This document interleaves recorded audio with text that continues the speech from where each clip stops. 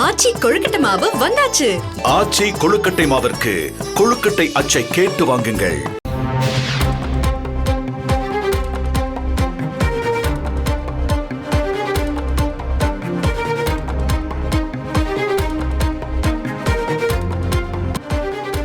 நில மோசடி விவகாரத்தில் கரூரில் முன்னாள் அமைச்சர் எம்.ஆர். விஜயபாஸ்கரின் சகோதரர் எம்.ஆர். சேகர் சிபிசிஐடி போலீசாரால் தற்பொழுது கைது செய்யப்பட்டிருக்கிறார். இது தொடர்பான முக்கிய செய்தியை நாம் பார்த்து வருகிறோம். தொடர்ந்து கூடுதல் விவரங்களை வழங்குவதற்காக இணைகிறார் எமது செய்தியாளர் மணிகண்டன்.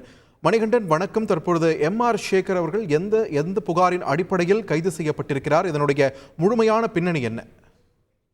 வணக்கம்.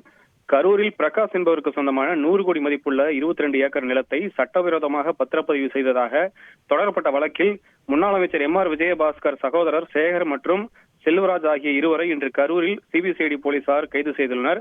அதாவது சென்னை உயர்நீதிமன்றத்தில் முன்ஜாமீன் கேட்டு இந்த வழக்கு தொடர்பாக மனு தாக்கல் செய்திருந்தார். அதாவது எம்.ஆர். சேகர் தரப்பில் மனு தாக்கல் செய்யப்பட்டிருந்தது. அந்த மனு கடந்த 3 நாட்களுக்கு முன்பு தள்ளுபடி செய்யப்பட்ட நிலையில் தலைமறைவாக இருந்ததாக கூறப்பட்ட சேகர் மற்றும் தோட்டக்குறிச்சியை சேர்ந்த செல்வராஜ் ஆகிய இருவரையும் கரூர் சிபிசிஐடி போலீசார் இன்று கைது செய்தனர்.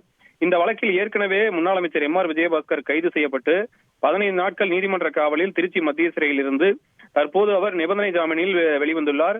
அவர் தற்போது சிபிசிஐடி அலுவலகத்தில் தினசரி கையெழுத்திட்டு வரும் நிலையில் எம்.ஆர். விஜயபாஸ்கரின் சகோதரர் எம்.ஆர். சேகர் சென்னை உயர்நீதிமன்றத்தில் முன்ஜாமீன் கேட்டு தாக்கல் செய்த மனு கடந்த 3 நாட்களுக்கு முன்பு தள்ளுபடி செய்யப்பட்டது. இதன் காரணமாக குறிப்பாக வழக்கு தொடர்பாக முகாந்திரம் இருப்பின் எம்.ஆர். சேகரை கைது செய்யலாம் என சென்னை உயர்நீதிமன்றம் தகவல் ஒன்று கூறியிருந்ததாக கூறப்பட்டது. இந்த நிலையில்தான் இன்று கரூரில் தலைமறைவாக இருந்த முன்னாள் அமைச்சரின் சகோதரர் சேகர் மற்றும் தோட்டக்குறிச்சியை சேர்ந்த செல்வராஜ் ஆகிய இருவரை சிபிசிஐடி போலீசார் கைது செய்துள்ளனர். நன்றி மணிகண்டன், உங்களுடைய விரிவான தகவல்களுக்கு. ஆச்சி கொழுக்கட்டை மாவு வந்தாச்சு. ஆச்சி கொழுக்கட்டை மாவிற்கு கொழுக்கட்டை அச்சை கேட்டு வாங்குங்கள்.